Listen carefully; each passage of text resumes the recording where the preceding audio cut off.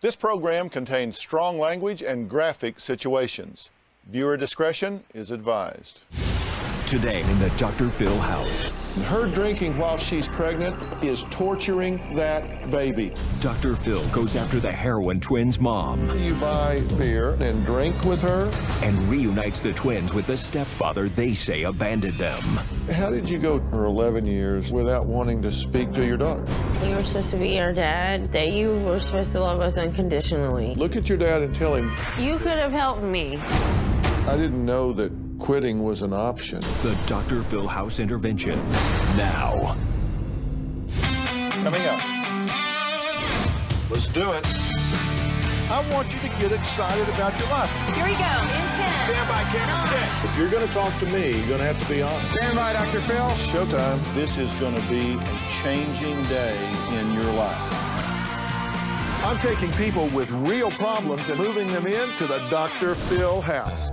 I'm going to put you under a microscope. Need a camera here, need one here. I'm putting cameras everywhere to see what really happens behind closed doors. I am moving in with you. Last time on the Dr. Phil house, we told you about 25-year-old twins, Sarah and Tekoa. They were two beautiful girls with a loving family.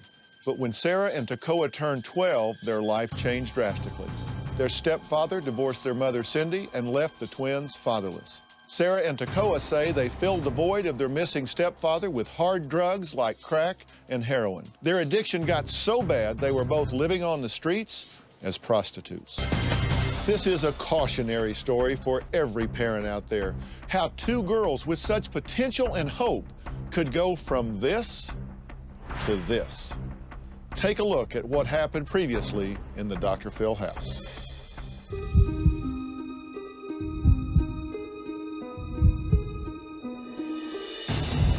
When you're high, a nuclear bomb could go off and you wouldn't care. I first tried heroin when I was 15. I introduced Sarah to heroin when she was 16. I had no idea that this was happening. I probably would have sold my own mom to get a fix. I need something to tie up with, anything. I spent months with Sarah. I've witnessed everything. I've seen her shoot heroin.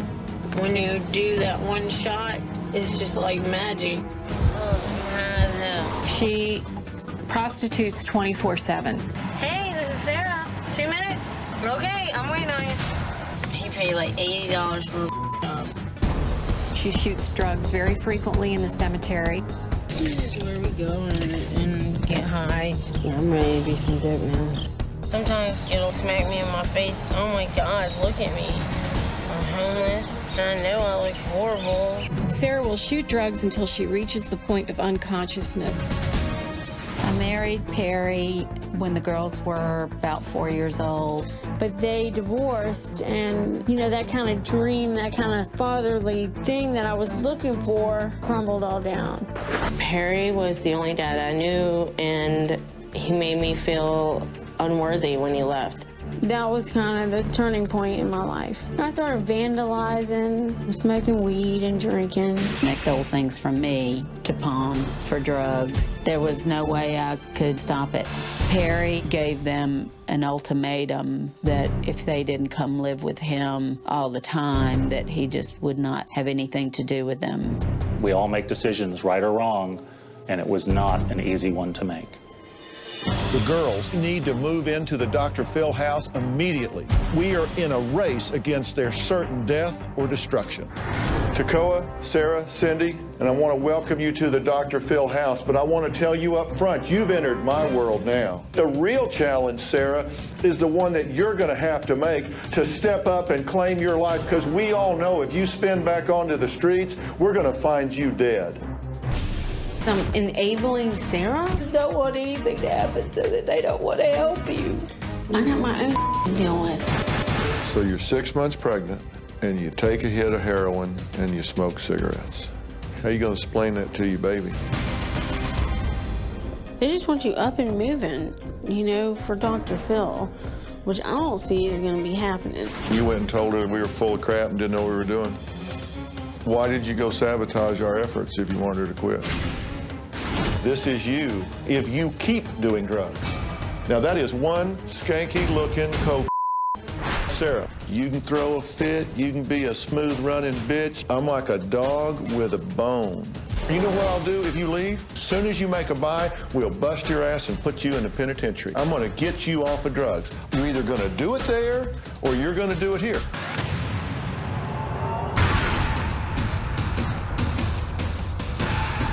Sarah's been withdrawing. It's been pretty difficult. I'm really bad at withdrawals right now. The first day it was very painful and she was complaining a lot. But today she seems to be doing a lot better, but there's still a lot of pain and discomfort there.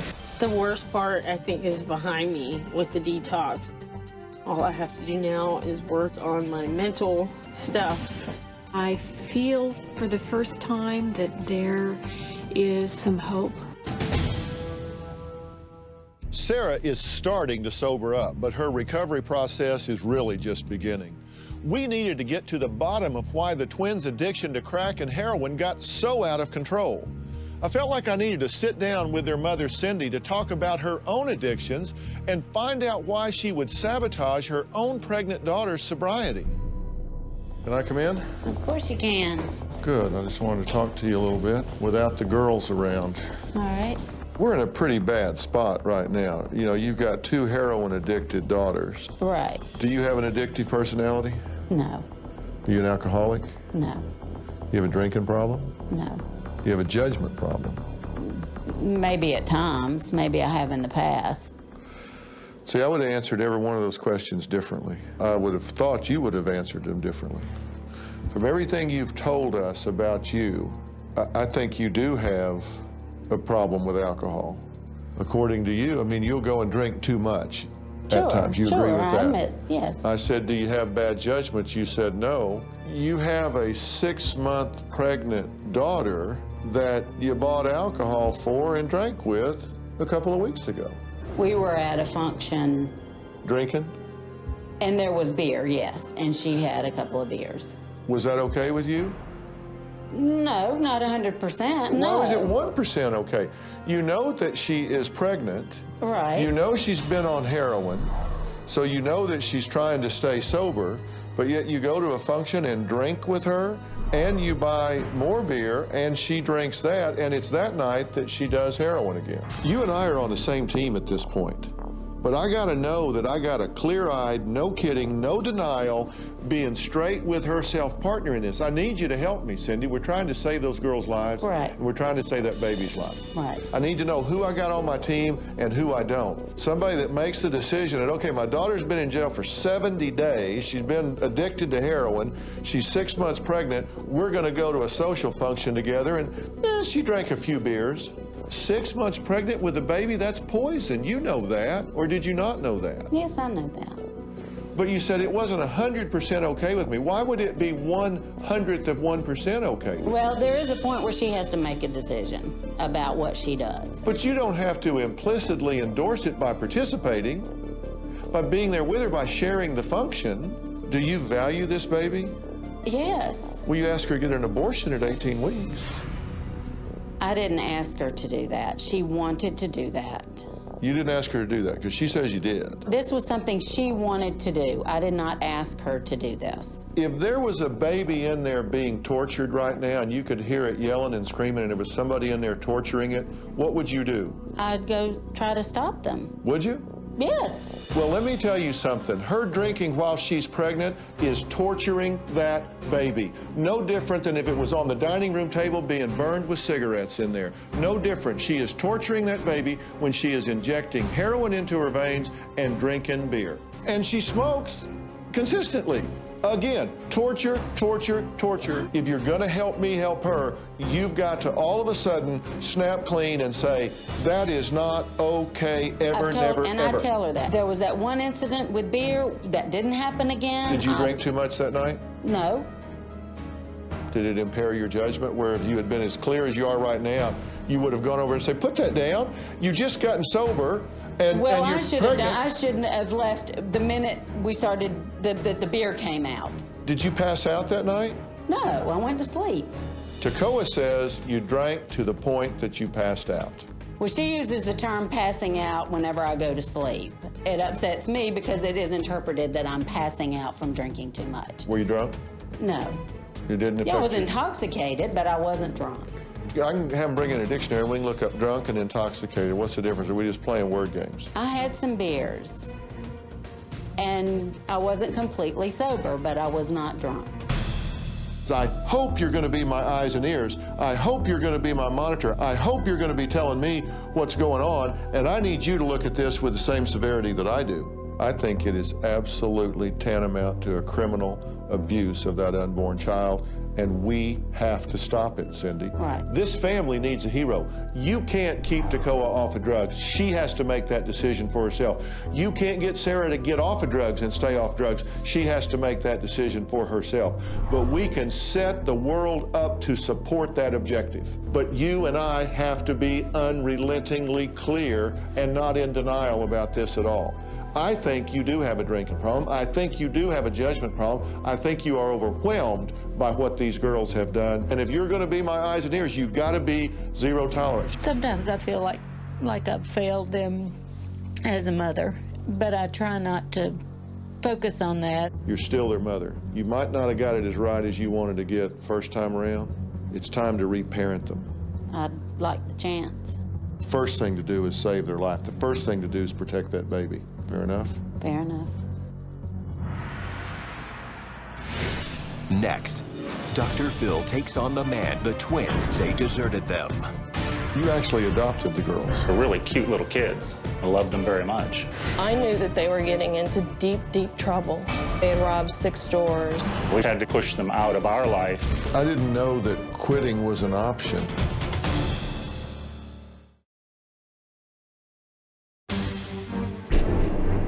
Today in the Dr. Phil house, we continue the story of Sarah and Tekoa. Once beautiful twins, now addicted to crack and heroin. Both girls say their stepfather, Perry, created a void when he walked out of their lives 12 years ago. A void they filled with heroin and crack.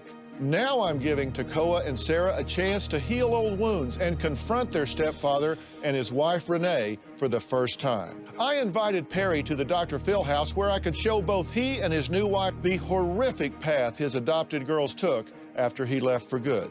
Perry gave me one condition for this reunion. The twins' mom, Cindy, had to be out of the house because he said he didn't want to have anything to do with her. Take a look.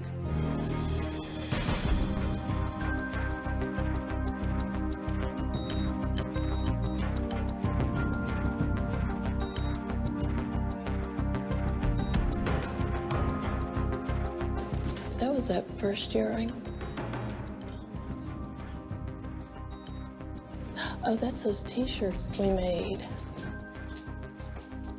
This was that birthday party. Some festival on the coast. That's down at Muir Woods. Hello. Hi. Hi. Perry, Phil McGraw. Pleased to meet you, Good to meet you, Renee. Hi. Phil McGraw, how are Nice you? to meet you. Thank you all for being here.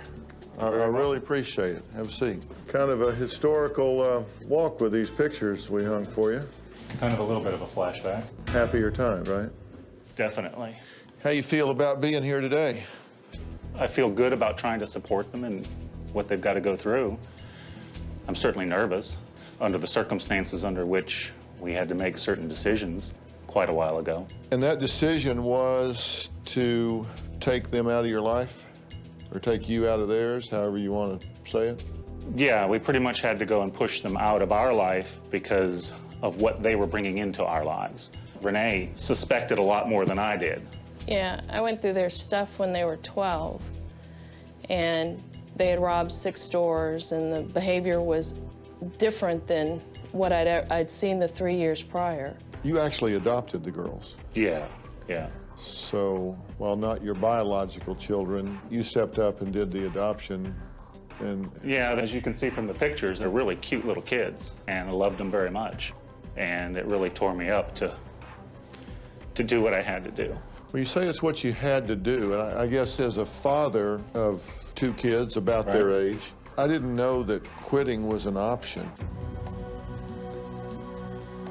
I didn't understand that. Well, here was the thing is I was divorced in '87. We did summers and Christmas and all this kind of stuff back and forth. Do you think they've missed you? I don't know. Have you missed them? Yeah. How about you? You really bonded with those girls. Yeah, I did. I really wanted to bring them on a road where they didn't have to go down what we call this rabbit hole that they've gone down. And I knew that they were getting into deep, deep trouble. And I wanted to change it. They were 1,200 miles away. You can't parent 1,200 miles away. We asked for information from their mother, and she didn't provide it. Both of you would cry and miss them when they left. Yeah, every time we would weep. Yeah. For a couple of weeks. I remember one time very distinctly, I had gone and specifically asked their mother, Cindy, about what's going on with them. The answer was, well, you know, they're doing teenage stuff. It was a very bad situation to begin with. You know, I looked at the letters that they had written you here. Yeah, I know. Hi, Daddy. I love my daddy. I miss you a lot. In many ways, they ended up getting caught between myself and their mother. So would it surprise you if they felt a real sense of abandonment? No, it wouldn't surprise me at all. Well, you need to know you can be a big resource for me here, the two of you. Okay. Right. I mean, you can be a huge resource. I'm telling you, I'm grabbing for every tool I can find, everything I can do. Okay. And you know Tekoa's 6 months pregnant. That's what we've heard. So there's a baby involved, Right. an innocent baby. I'm just going to show you Sarah, you know, because that's what we've put together. This is her life now.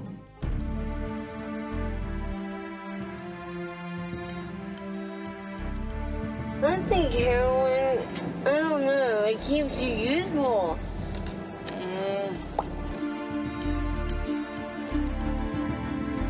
$5 for the crack, shot 2 dime bags of heroin.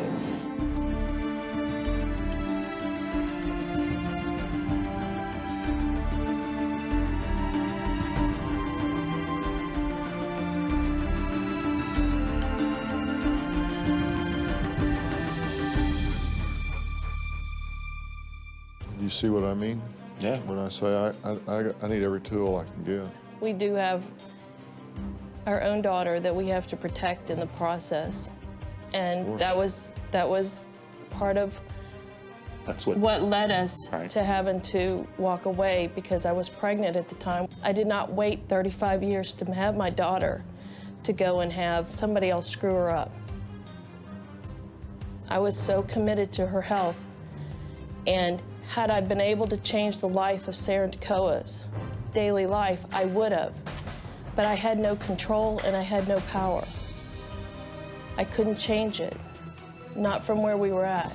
I want y'all to spend some time with them, so I'm going to bring them down and let's just open the dialogue. They have no idea they're about to see you. They don't know you're here.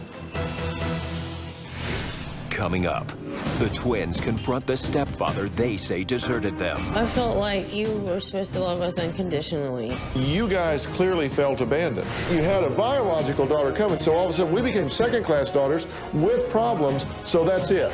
You could have helped me. All of a sudden, you're just gone. Do you think you let them down?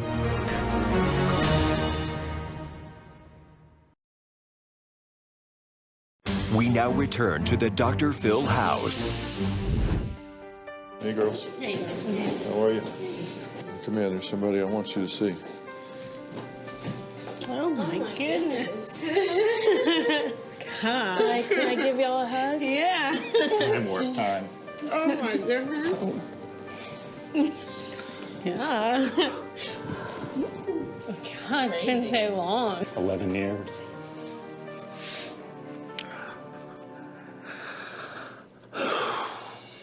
I know that y'all are fixing to go down a really hard road, and I wanted you to have something to hold when you felt like you needed something soft to give you comfort. This is for you, Tekoa. Thank you. Perry, tell me what you're feeling right now. Very much sadness for the directions that your lives have gone. We wanted so much more. It wasn't in our power, or at least we didn't think so at the time. Renee was pregnant with our daughter, and you guys were doing stuff in Colombia, and I tried to do the best I could. Probably wasn't a very good job. Y'all had a daughter?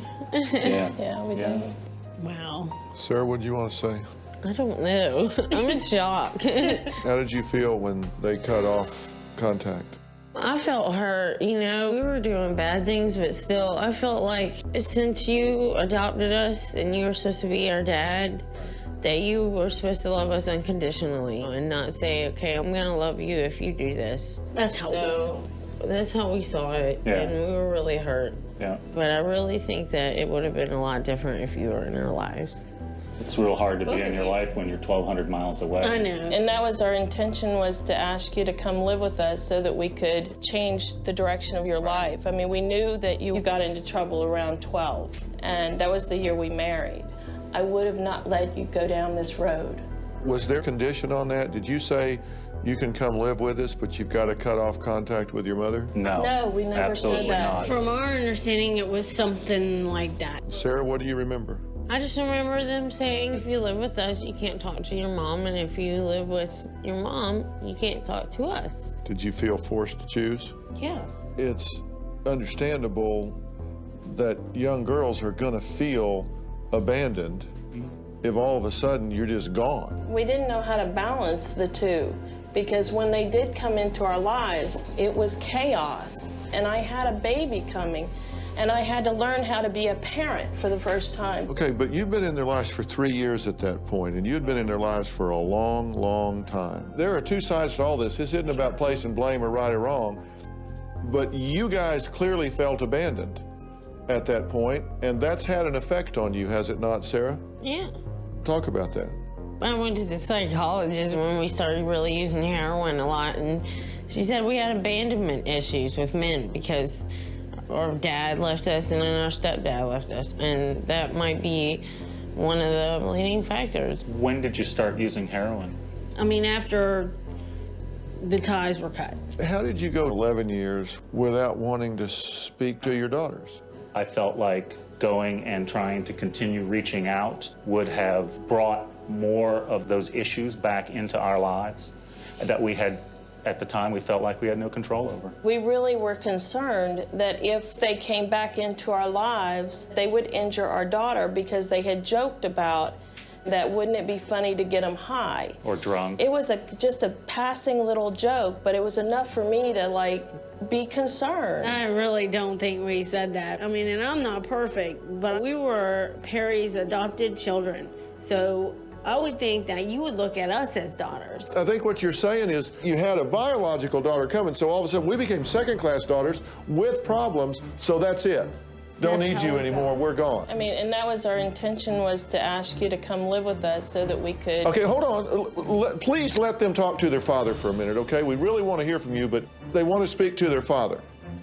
That's how I felt. I That's can't. how I felt too. Do you think your life would be in a different position? It would have been different because he would have been an influence, and he would have... Well, you need to say that. Look at your dad and tell him, you could have helped me, and you You didn't. could have helped me when we were using drugs and when we started getting bad.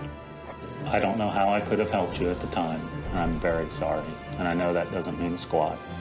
What did you want from him that you didn't get? Even just a phone call. What do you want from your dad now? Nothing really. He hasn't been in our life since, so I don't know. You still aren't sure that you want a relationship with either one of them, right? No, I'm Because, not I mean, sure. you're kind of here to see if they can be there without creating problems. Oh, we'll create problems. We're addicts. Of course we're gonna create problems. Even if we aren't using, we'll create problems.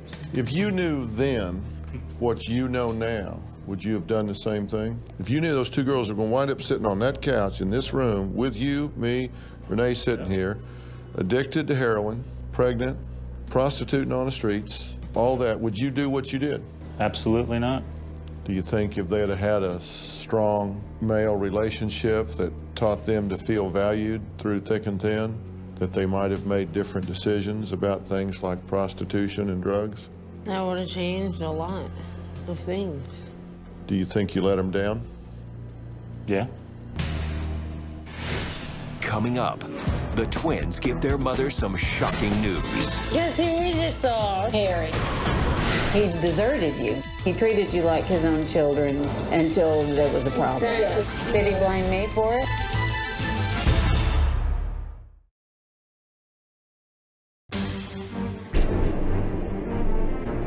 The twins just confronted their stepfather for the first time since he walked out on them 12 years ago.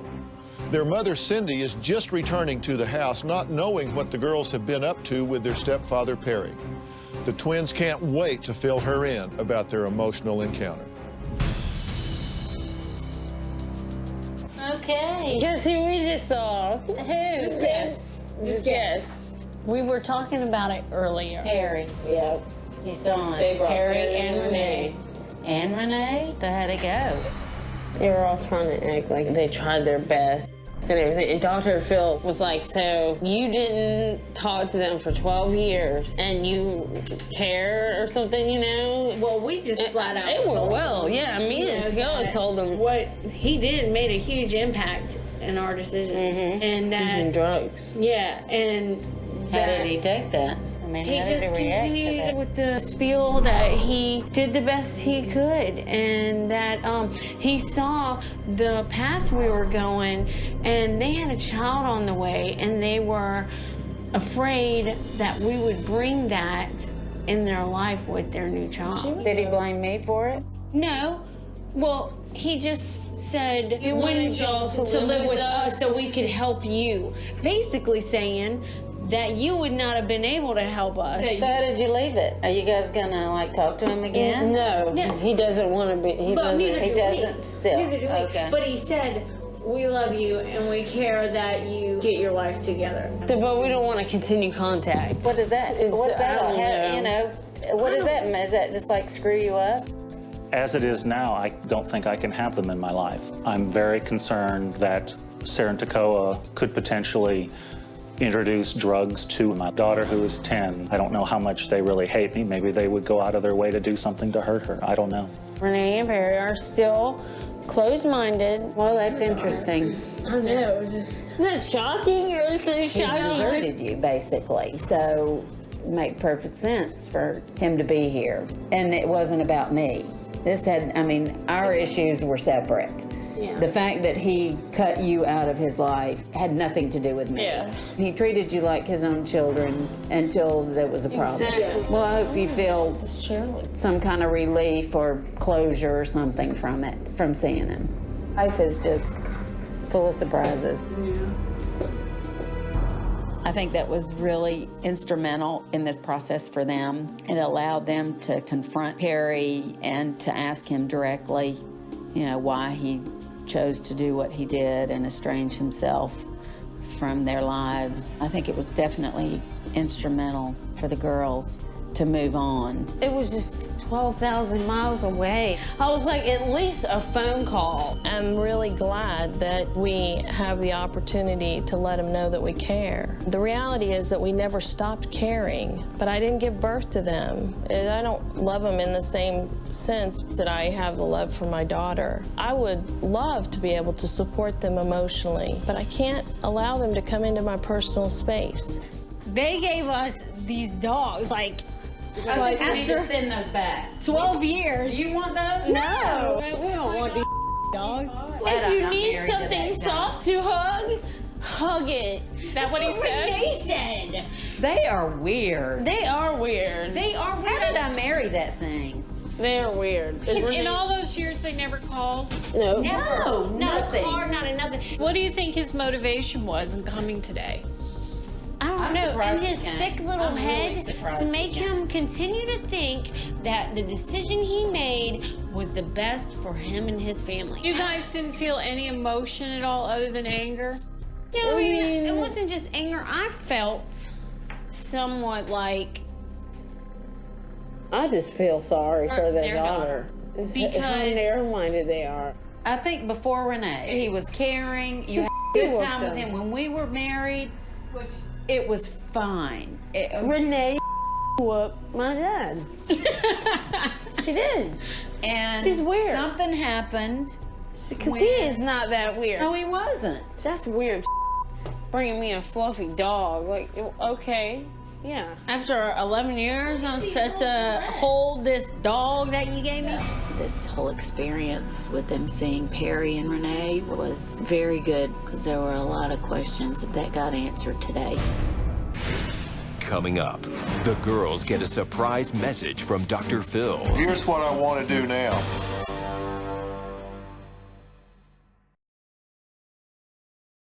We now return to the Dr. Phil house. Oh, no. Here we go. Well, hello, girls. Hey.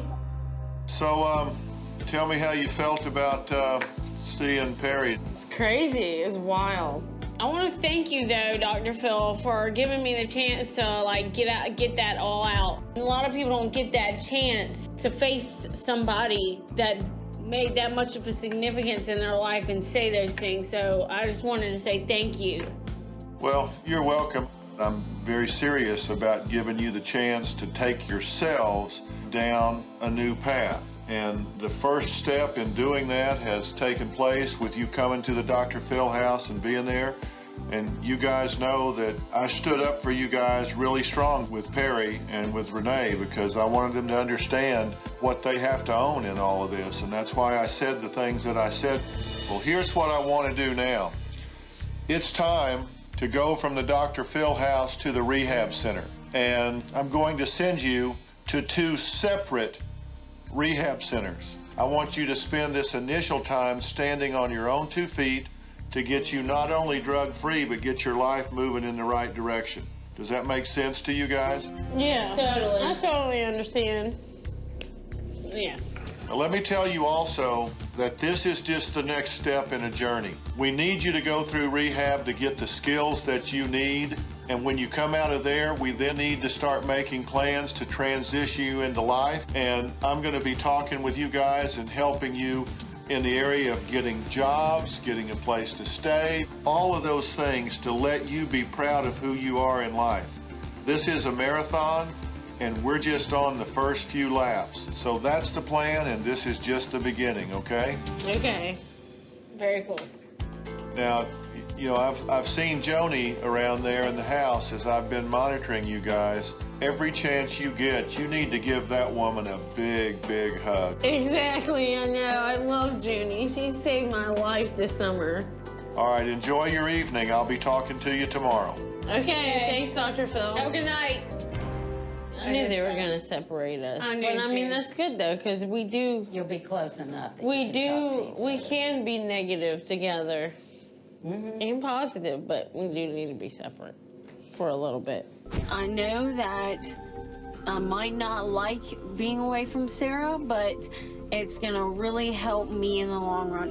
And I want to give Judy a hug. Did you hear him say that? He loves you. It has been wonderful to be in this house with my mom and my sister together and to sit down and eat together. We haven't done that in years, so it's been great.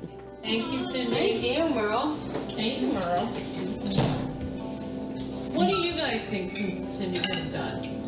I think she did all that she could with the resources that she had. And I feel really guilty a lot of times about the fact that when I was using, I didn't speak with my mother. We were going to do what we were going to do. Mom tried her best. Mom did her best. She was her mom and her dad. I felt really bad about and guilty about a lot of things. Knowing that they do have this insight gives me some self-satisfaction as well.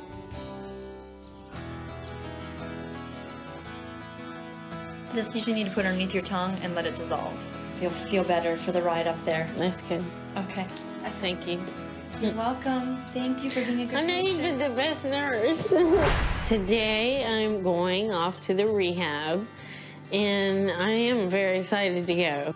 I will not miss anything of my old life. The drug use, everything. You excited? Yeah, I'm excited. I'm really excited. It feels good to be leaving the Dr. Phil house because I know that I'm taking the first major step and getting this ball rolling. Oh, you never showed me that one. Kind of didn't want to, but I'm ready when you are. Okay.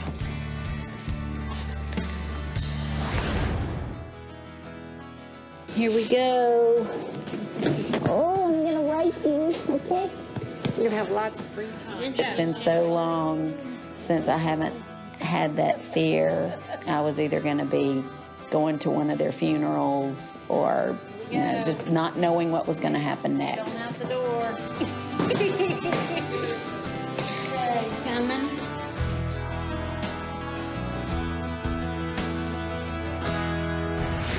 Coming up, why the girls have to have one final meeting with Dr. Phil at the studio.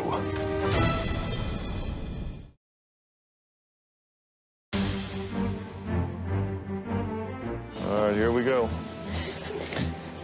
Hey, Hey, how are you? I'm good now. I feel a little bit better. Are you? Do I look better? You do look better. Good. All right. I want you to meet Robin.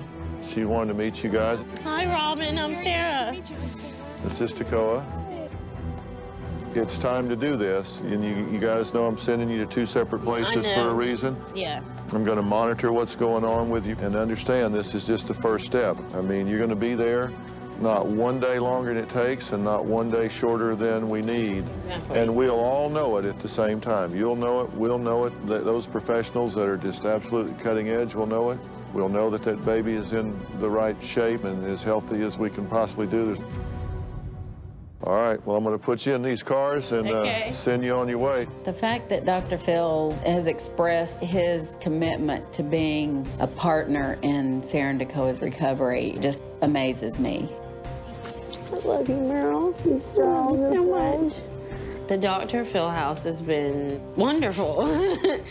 I can't really sum it up any more than that. It's been great. Can I get a hug for everything you've done for us? You certainly can. Thank you. Thank you. You know, we're going to make this work, right? Okay, yes, we will. You too. All right, you betcha. I'm proud of you. I'm proud of you having the courage to do all of this. All right, there you go. I'll talk to you soon. The best thing I've gotten out of being here is knowing that I have the chance to do this. I have one of the best teams behind my back helping me do this. You doing all right? Yeah, You know this is the right thing to do. I know it's exactly the right thing to do. I just can't believe it's actually happening. Thank you. They're going to be all right. Look at her. She's already looking better. I huh? know. It's incredible. Think of that video from the street and where she is now. It's just daylight and I dark. know it.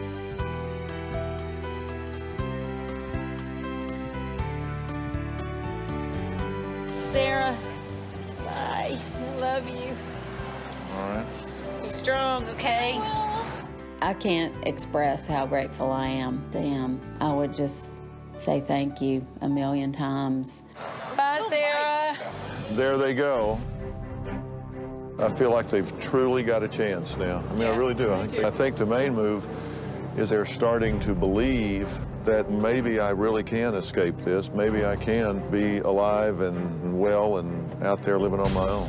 I'm excited and nervous. So much is happening, you know. I'm just kind of taking everything as it comes. So I'm excited. This is so much the right next step. It's a lot better than being out on the streets, that's for sure.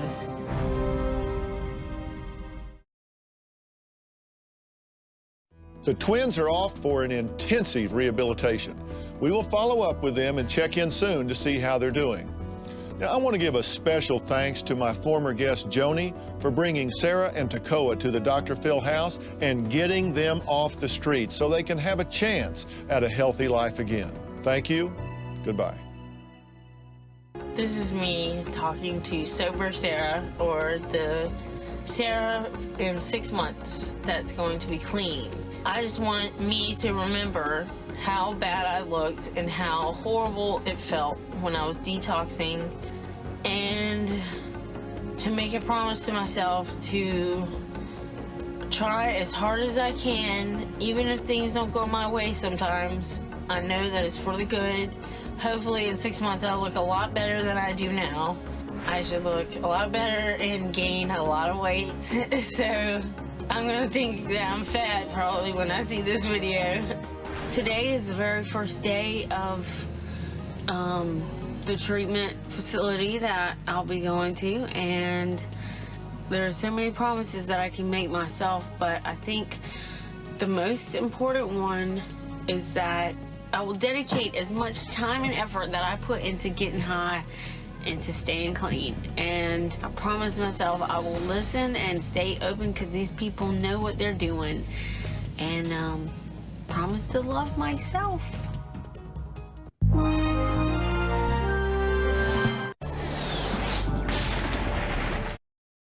Today on Dr. Phil. That is a complete lie. How gossip led to a guilty verdict for two teen rivals. You said, bam, the bitch is out. I'll slit her throat. Are you sorry that you did this? It's just so hard. This is serious business, and I take it seriously. Coming up. Let's do it. I want you to get excited about your life. Here we go, in 10. Stand by, camera 6. If it's happening now, we're going to deal with it now. Stand by, Dr. Phil. This is going to be a changing day in your life. Stand by A, and roll A, track in. Go, Dr. Phil.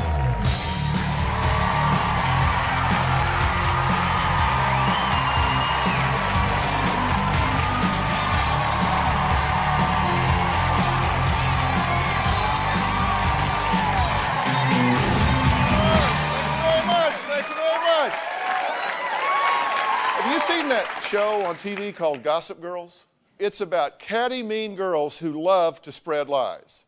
It makes for fun viewing, but in real life, young girls can get in a tangled web of gossip and real-life drama that ends up tormenting their fellow teens. Now, my first guest, Kim, says that her daughter, Kaylee, has been the victim of gossip and a so-called prank. Kaylee is on her school's cheerleading squad along with Ruby and another teen. One of those girls took a picture of Kaylee in the shower, and what has happened since has the whole town buzzing and gossiping. Take a look. My daughter's life has been ruined by real-life gossip girls. A nude photo of Kaylee, my 13-year-old daughter, was taken and circulated to the entire football team. Two girls on the cheerleading squad took a picture without her even knowing. I really thought they were my good friends, and they just turned around and stabbed me in the back. It's been a nightmare for my daughter. What another child might feel as a prank could ruin someone's life. My daughter, Kaylee's invited to a sleepover. The next morning, Kaylee got in the shower. Two fellow cheerleaders snuck into the bathroom. One of the girls distracted Kaylee from the front of the shower while the other girl put the cell phone in the back of the shower and snapped the picture. I didn't know at all that the picture had been taken. They ran out of the bathroom and forwarded the picture to one of the boys on the football team.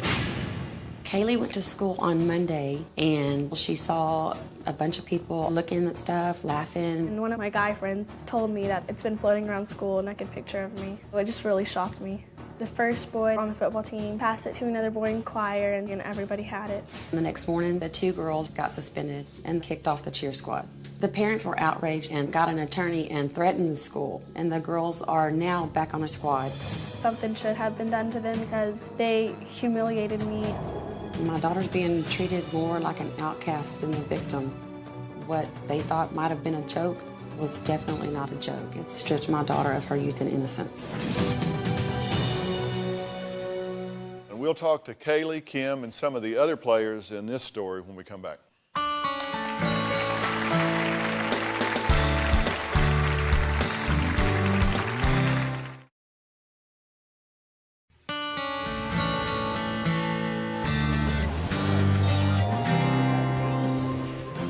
All the girls are very competitive on the cheer team. I think the two girls wanted to embarrass her. They may be a little bit jealous of Kaylee because she's head cheerleader. I couldn't believe that one of my friends would actually do that to me. What would you do if a naked photo of your 13-year-old daughter was circulating around the school? Now, that's exactly what Kim says happened to her daughter, Kaylee. Now, Mauricio is the father of Ruby, who allegedly distracted Kaylee while the picture was taken. He says the girls were just playing around, and everybody needs to just get over this and move on. Take a look. These two girls need to apologize to my child, and the parents should acknowledge the fact that the girls have done something wrong. It was just one of those dumb mistakes the kids make. We didn't mean to do it on purpose. We were just doing it because we thought it was funny. I want to see the girls held accountable for their actions. I'm at peace with myself that my daughter got disciplined through the school. The parents should take some sort of responsibility and punish their child themselves. As far as I'm concerned, nothing provocative or anything serious was shown. This is a Class A felony.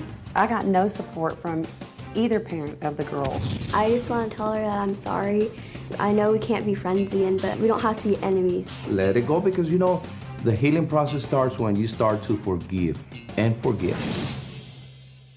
Well, joining us is Kim and Kaylee and Ruby's dad, Mauricio, who is on the phone. So, Mauricio, I've got a question for you in just a second, okay? Okay. How is life for you now, Kaylee? I mean, is this dying out? Is it continuing on? What effect does this have on you at this point? Since all this happened, it's been really hard going to school with everybody because we live in a small town, and so everybody knows about it. And Mom, this has affected her in terms of her grades and her comfort, and you said she feels like an outcast rather than a victim? Yes, I think so. And I mean, self-esteem, she's embarrassed in 8th grade to go to school every day not knowing who, I mean, everybody seems like saw this picture. And you know, okay, well, let's talk about the picture. And I wouldn't obviously show it if we had it, even with it blurred. But what does the picture show? What's out there? The picture shows the little girl put the camera in the back of the shower, so it shows Kaylee from the back, half of her backside, and she's kind of turned to the left. You can see her left breast and the top of her backside. So have you seen the photo? I did not see the photo. Well, how can you describe it? Who's described it to you, I mean? Kaylee described it to me because... Have you seen the photo? Yes. She deleted it off of one of the phones. Okay, but you've actually seen the photo. Now, Mauricio, you say there's not any parents, no school officials, not anybody in authority that has actually seen this picture. There's no proven picture that could physically be seen and describe the way they're describing it. So I think it's up to the person to describe and decrease or increase the intensity of the picture. Okay, and the authorities, the Brazoria County Sheriff's Department, has really come hard on us, and nothing has come out yet. $1,000 reward, nobody has come with a picture. There's nothing that has surfaced other than hearsay and whatever the person wants to think. Okay, I want to think of it the best. You know, that it was nothing offensive. However, everybody's open for interpretation. All right, but let me just be sure, because I think you have to deal with the facts whenever you can. I think anytime you try to resolve a dispute, I like to start out by saying, what do we agree with first? Thank you. And then we can say, what do we not agree with? And I'll ask you, Kim and Mauricio, you both agree that a picture was taken, correct? Correct. Okay. You both agree that that is an inappropriate thing to do, correct? Correct. Correct. You both agree that to then circulate that picture to 1, 10, 20, any number of people would be inappropriate to do, correct? Correct. I agree. That much we know for sure. Now, part of the gossip part that bothers me about this is it your position, Mauricio, and I think this is where we'll stop agreeing between the two of you if you say yes, is part of your position that Kaylee actually posed for this picture? No, not at all. I don't even think Because that's gossip. I mean, that's part of the gossip that's gone around, that you were actually involved in posting this, right, Kaylee? And let me ask you, so you have the chance to say it very clearly, did you pose for this picture? I did not pose for the picture. What happened with these girls? Were they suspended? The girls were suspended from school. For 3 days? For 3 days. Okay. And because they got suspended from school, in the cheer constitution, it states if you're suspended for any reason from school that you are dismissed from the cheerleading team, which they were. Okay, so this happened, but then they were reinstated. They were reinstated. And the suspension was expunged from their record. Yes, it was. Okay, now coming up, this is possibly not the first time that one of the girls has taken an unwanted photo of a classmate as a joke. We're going to hear from someone else who isn't laughing either. Plus, another cheerleader involved in the scandal speaks out when we come back.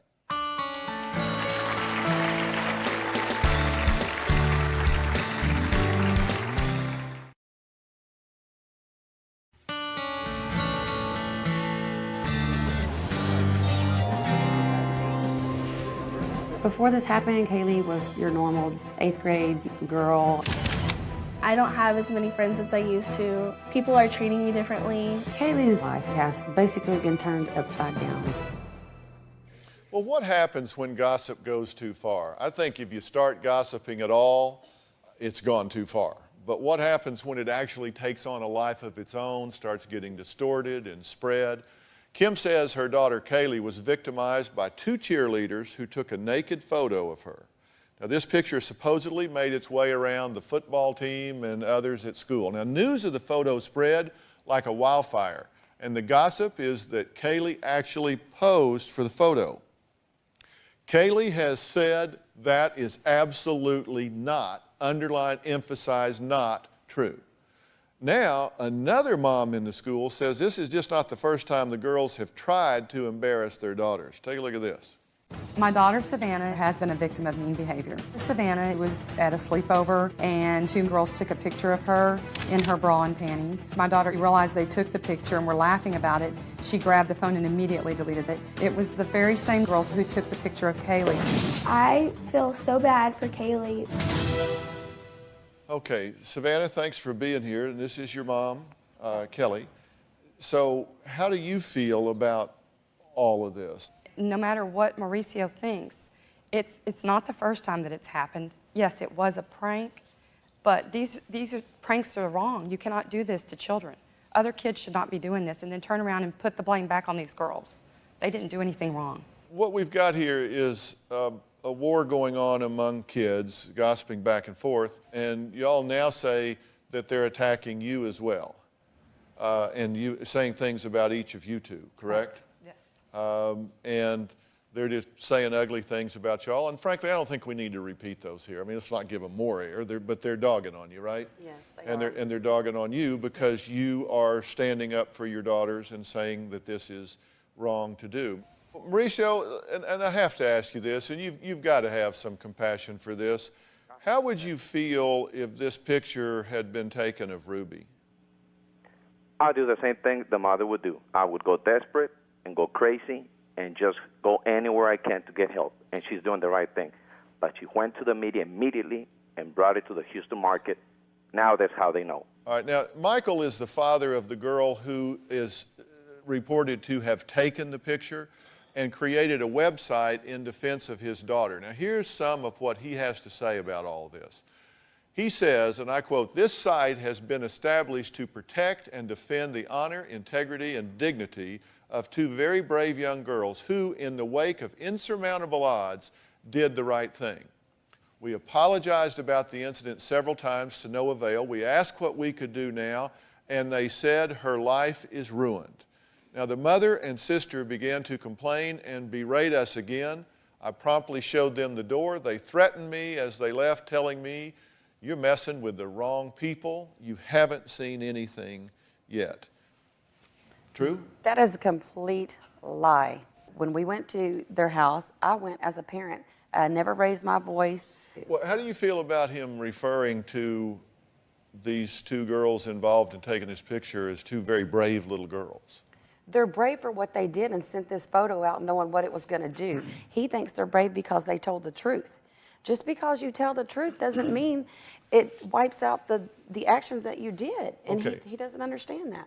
My dad had a saying. He used to tell me if I was in a tough situation, he'd say, "Look, son, you can whine about this, you can cry about this, you can talk about it all day long," he said, "but what you need to do is spend 5% of your time figuring out whether it's fair and right or not, and 95% of your time focused on what are you going to do about it."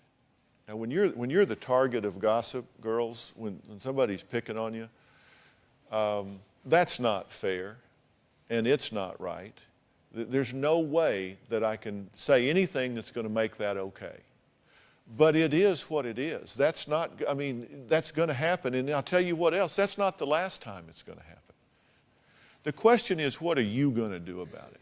If you let it get to you, if you let it change who you are and how you feel about who you are and start to distract you from your schoolwork and having fun and laughing, then you've given your power away. And moms, look, this is like stomping ants. This is a battle you can't win because it's elusive, and you know, there's half-truths, and somebody comes around, I didn't say it, I just heard it, she said it, I didn't say it, I don't. You're fighting an invisible guerrilla war here. What's happened has happened. I'm just telling you the truth. I feel your pain, you know I do. I raise kids. I know what happens when your kids get picked on, but there's a situation where cooler heads need to prevail. You don't like the outcome. It's not fair, but it is. It just is what it is. And at some point you just have to say, it's not going to be fair, but I got to put my daughter's interest above revenge. I got to put my daughter's interest above justice. I got to move on. I promise you, if these girls keep being this way, it will catch up. We're going to add another story to this situation. It's teen gossip that got 2 girls convicted of a crime. And now one family faces losing their home over what the teens wrote online about another classmate. So it's right down the line of what we're talking about. We're right back. Listen to what...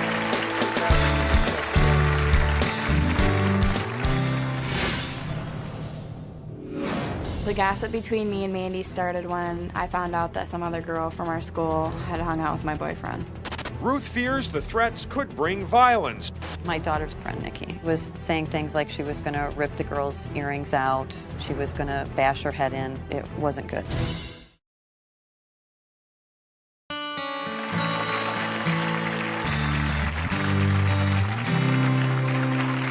Well, today we're talking about gossip, and the question is, what happens when real-life gossip girls go too far? My next guest, Mandy and Nikki, threatened the life of another classmate after rumors surfaced that she was going after Nikki's boyfriend. Now it's their families that might end up literally paying for the teenagers' gossip. As a result of my daughter's online gossip, we could potentially lose everything. The MySpace conversation was an inside joke, but to everyone else, it was probably mean and violent. The gossip between me and Mandy started when I found out that some other girl from our school had hung out with my boyfriend. It's girls bickering, but they took it too far. I told Mandy that I wanted to slit her throat. We were gonna smash her head. And Mandy was just going along with it, kind of fueling her fire. It wasn't good. Another girl from school saw the conversation and then brought it to the school. Me and Mandy got called down to the office and we saw our parents in there. It was then that we realized that everything we had done was a lot worse than what we thought. The media was everywhere. It was on TV at least once a week. The online threats and harassment are not a school problem, but rather a home problem. The local media's angle was all about MySpace. It was something that they could grab onto, and they ran with it. Ruth fears the threats could bring violence. The principal told me this was just talk. Can he guarantee that no one was going to hurt her? Charges don't equal guilt, so the accused students will still attend class. Just the thought of going to juvenile detention center was really terrifying. We got 6 months probation. We had to do 30 hours of community service, an anger management class. We got through that. She did what she needed to do, and at that point, we felt that it was all taken care of. Now, 2 years later, the victim's mother is suing for negligence. My mom and I are reaching out to Dr. Phil now so we can show other kids that it's not fun and games talking about stuff like this. Why was that hard to watch? It's real. I don't know. It's hard going through all of it. What were you girls thinking when you were doing this? Was just to scare her away because we thought she liked my boyfriend and it wasn't meant to be taken seriously. If you read something on the internet about some people that were conspiring to attack your daughter, wouldn't you be concerned? Absolutely. Yeah, that would scare me. Why were you doing this? It wasn't even your boyfriend. She was upset, so it upset me. Mandy, you said gonna beat her to death or smash her head in the ground and make her hair red. I'll kill them. We're going to jail. Bam, the bitch is out. You said very similar things. I'll kill her, gonna slit her throat. You guys understand that in an environment in which we live, where people do go to school and kill people, shoot people, go off on people and kill classmates and teachers, that the world's really sensitized to this kind of thing, right? I mean, you know that now, correct? Yeah. Would you do this again? No, I'd never do anything even similar to this. I definitely learned my lesson. So how long ago did this happen? 2 years and 2 days. Uh-huh. And so now you're facing this lawsuit. Correct. How you getting along with that boyfriend? Still dating. Uh-huh. So nobody stole him? No. He didn't go away. So false alarm? Yes. Are you two friends? Not like we were before. Why? Probably just because of everything that we went through. It's not the same anymore. Uh-huh. Ever beat anybody up? No. Ever hit anybody in the head till they bled and turned their hair red? No. Have you ever done anything like that? I've never even been in a fight with anybody. Not a physical fight. So you two were big talkers, but you don't have a history of violence. No. The stress of this lawsuit has clearly taken a toll on this family. Their greatest fear is losing everything over an error in judgment. Could they lose their house? Are they going to get financially crippled by this situation? And what does that do between a mother and daughter that have to live with that? We're going to talk about all that when we come back.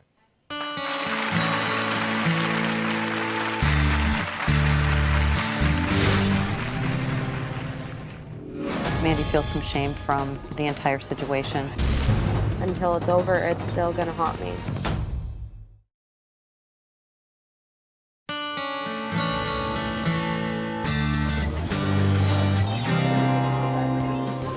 Threats and harassment. The local media was alerted by the victim's parents. The two Genoa High students are charged, but the pair still attend school. People would talk about it, and they would just make fun of me and Mandy for it. It changed everything. Well, two families are now being sued after 18-year-old Mandy and 17-year-old Nikki made some very vicious comments about another classmate, Crystal, on MySpace. It all started with gossip about a classmate making a move on Nikki's boyfriend. So how do you feel about your family being sued? I don't think we should be sued again.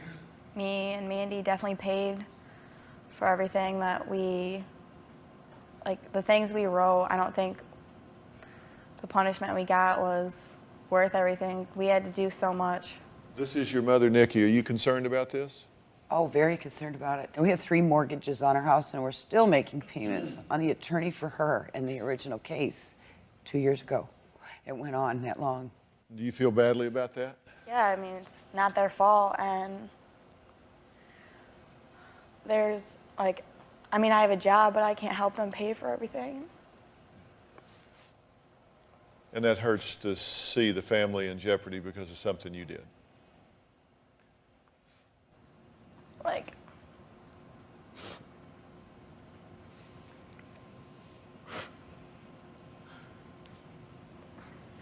we never had like a lot of money, but like now it's just so hard, and like all the money they want from us, we can't get it. Like, I can't help them get it. My little job at a fast food restaurant can't. Like, I can't help them, and because of the MySpace thing, I can't get a better job because everyone knows about it.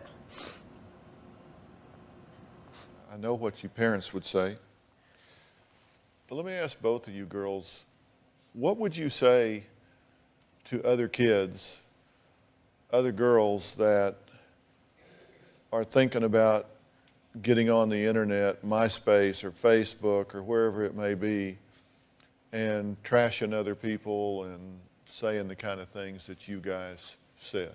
It's not worth going through anything you have to go through just for one night of typing on the internet for an hour, just trying to relieve stress.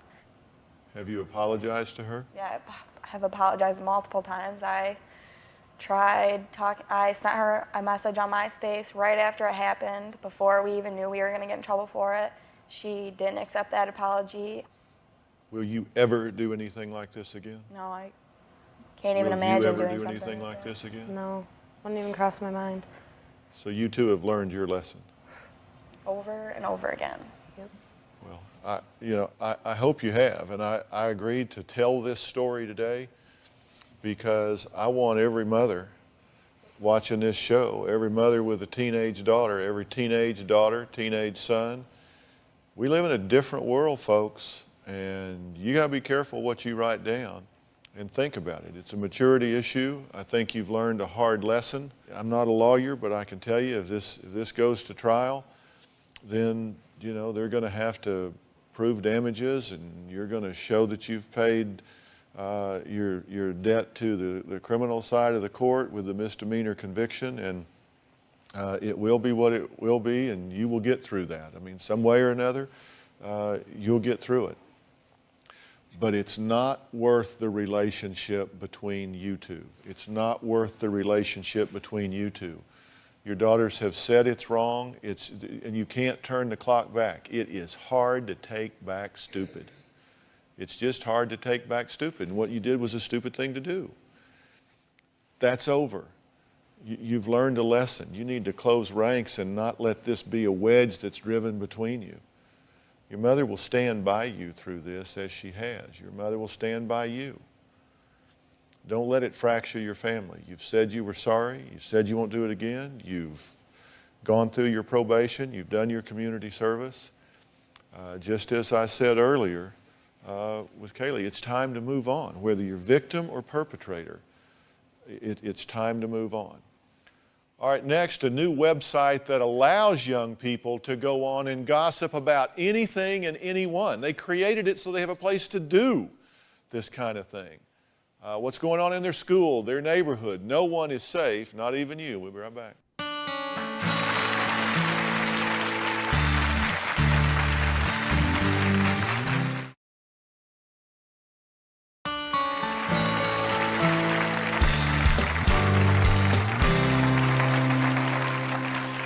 You ever wonder why people gossip? You've heard a piece of gossip and you just can't wait to tell somebody. If the answer is yes, my next guest gives people a forum to actually spread rumors. It's called GossipReport.com. Take a look. I work for a website that lets people put up the gossip they hear, but it also lets you defend yourself. GossipReport.com is an online forum where users can read, write, and share gossip with their friends. Other social networks only give you half the story. On Gossip Report, you get the other side of the story, what people really think about you. If you hear gossip about your friend, you can post it online and see what everybody else is saying. Gossip spreads like wildfire, but with this site, you actually have a chance to defend yourself. Everybody gossips. GossipReport.com is just a better way to do what everybody does. What do you think, Dr. Phil? I'm not sure you want to know what I think. But what I want to know is what you think. I mean, come on, this is just a place for people to go trash each other, right? This is an electronic slam book. I really don't see it that way. Gossip is, like I said, something that everybody does, and it serves a really great purpose in society. It's how society polices itself. It's how people look at the people that they're around and say, your actions are acceptable or your actions are not acceptable. And it's that conversation that we're trying to bring out in the open so that when something's said, the person that it's being said about can defend themselves or other people can defend themselves, but it's the discussion. So you're just being a guardian of society. What if it's lies? There are users who say good things and there are users who say bad things, and they're really responsible. Isn't most of the traffic very negative? Each member does what they want to do. Well, now answer my question. Isn't most of the traffic very negative?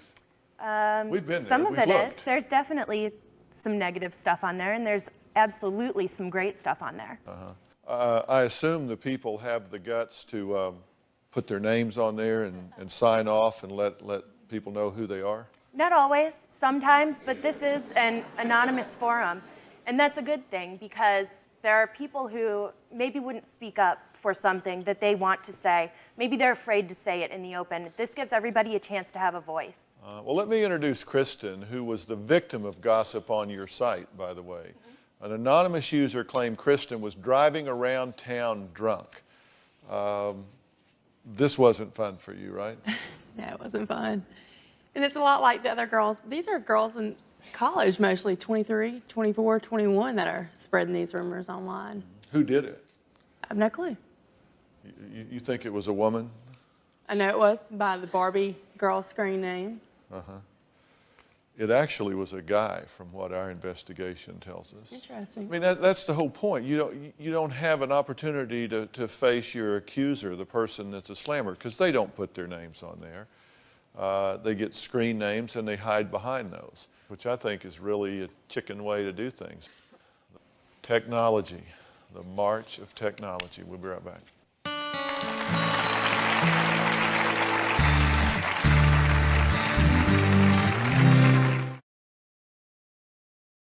Well, we've been talking about gossip today. Don't do it. You don't like it being done to you, you shouldn't do it to other people. And if you spread it, you're just as guilty as the person who started it. It's just so much easier to just walk on by. Thanks for being here today. So long.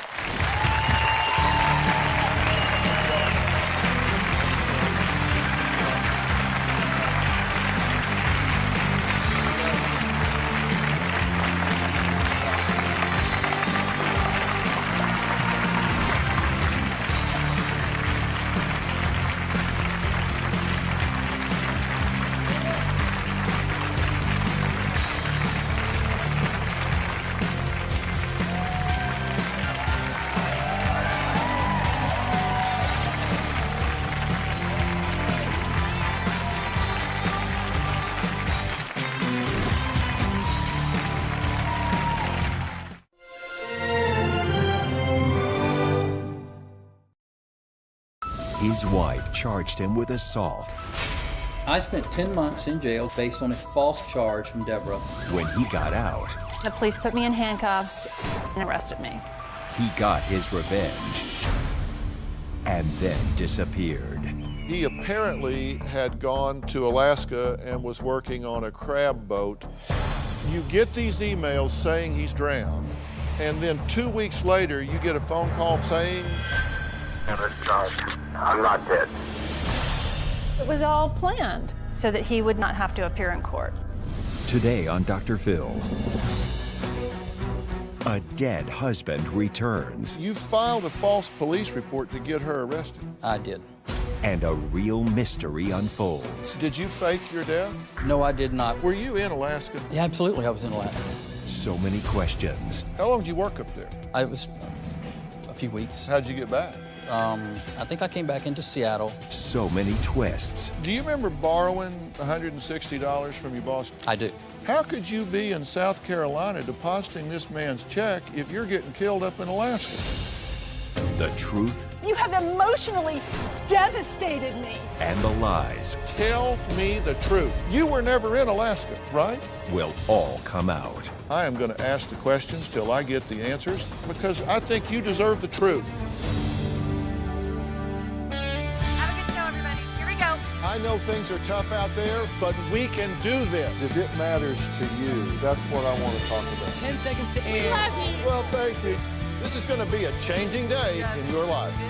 Ready, camera 5. 3, take track. Go, Dr. Phil. Let's do it.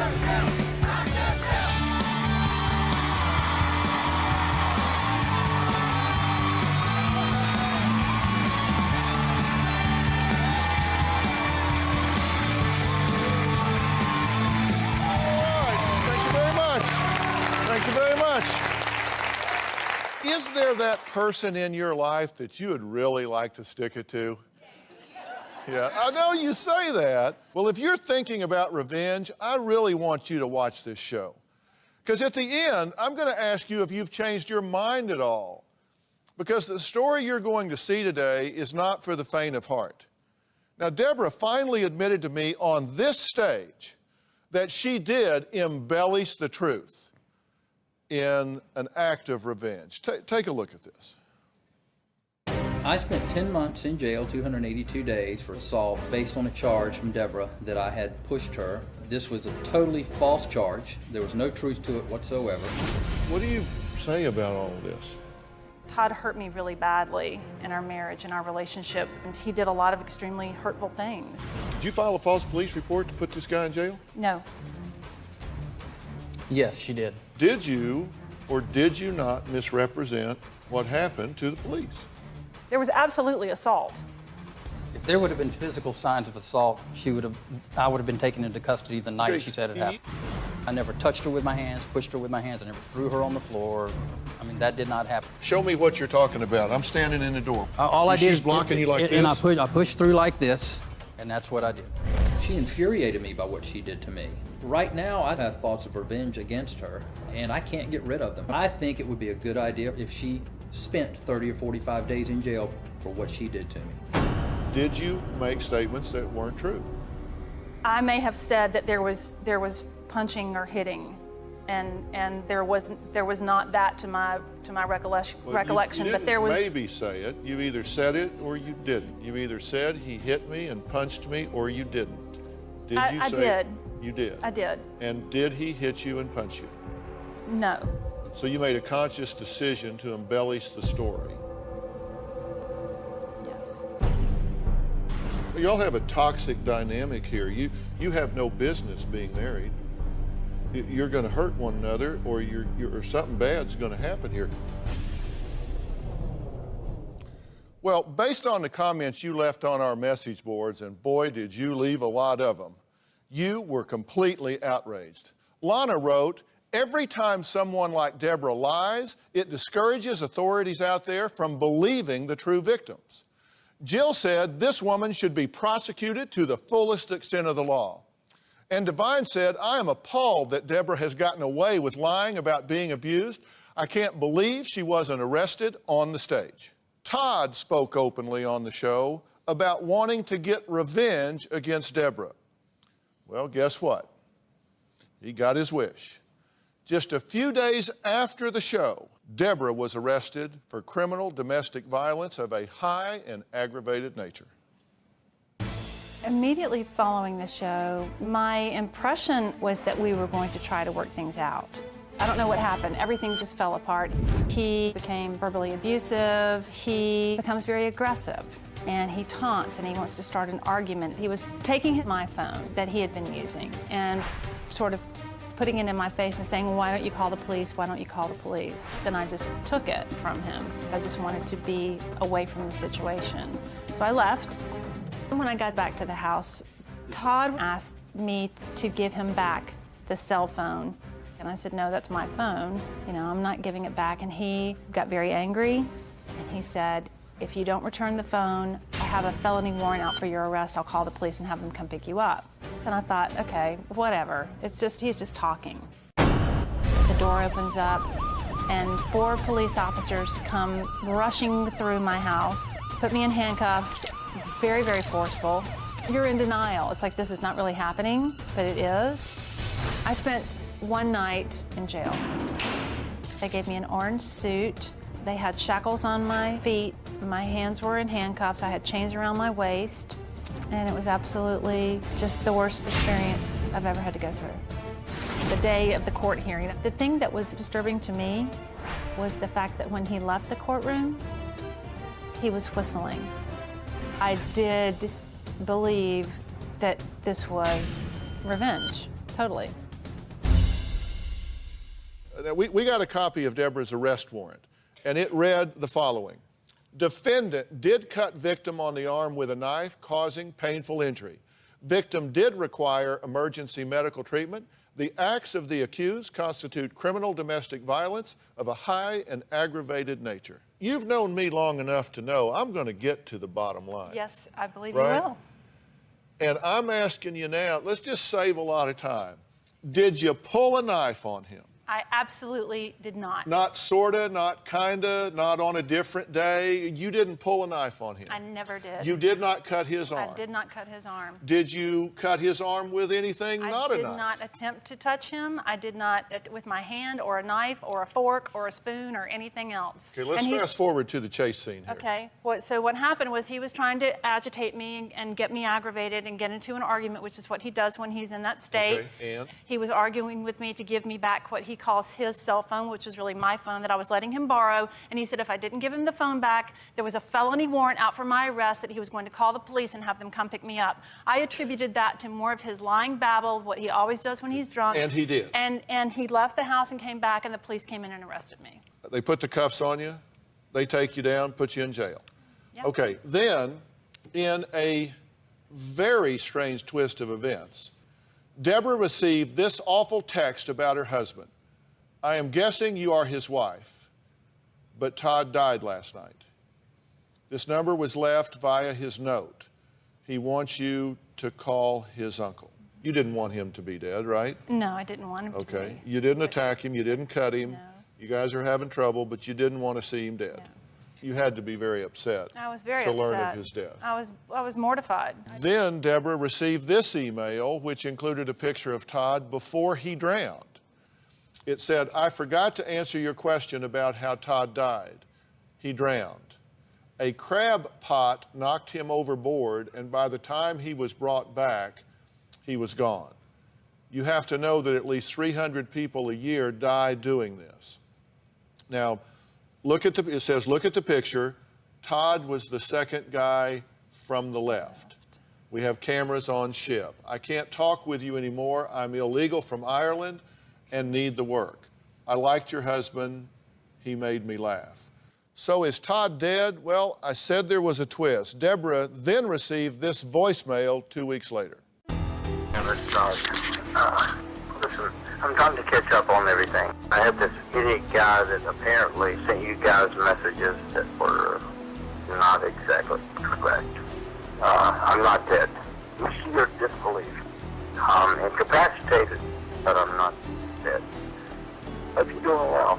I don't know where you are. I don't have a clue what you're doing. Actually, I don't even care. You get these emails saying he's been knocked overboard and drowned, and even a picture of him on board ship. And then 2 weeks later, you get a phone call from him saying he's not dead? It's a miracle that I just didn't have a total meltdown or a heart attack or something. And I believe within my heart and my soul, and I still do to this day, that he crafted that entire scenario so that he would not, if this case ever went to court, that he would not have to appear in court. So, Todd's not dead. He's alive, and he's here to explain himself about all of this when we come back.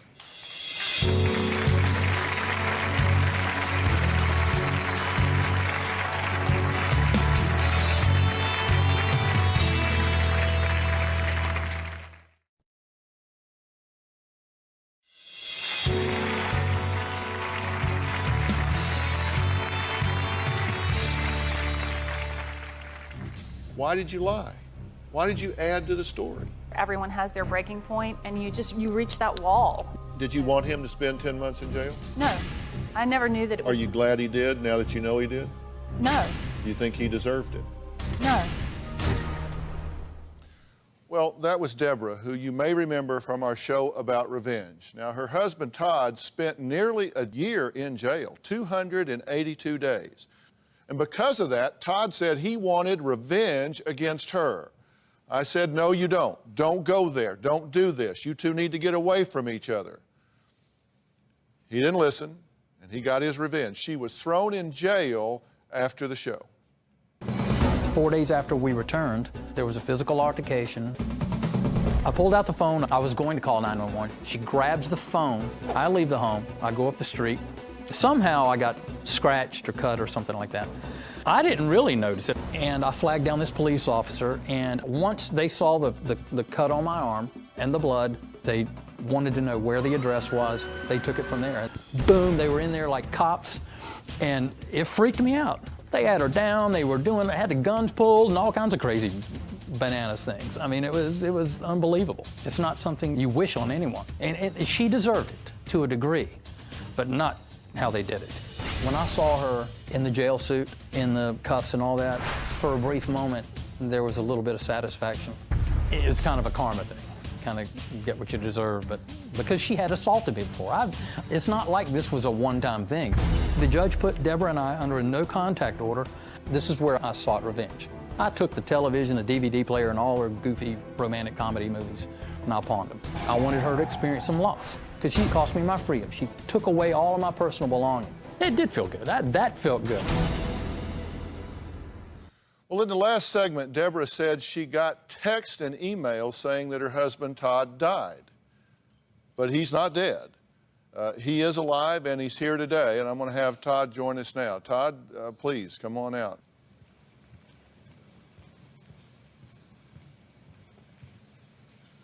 How you doing, man? Fine, how are you, sir?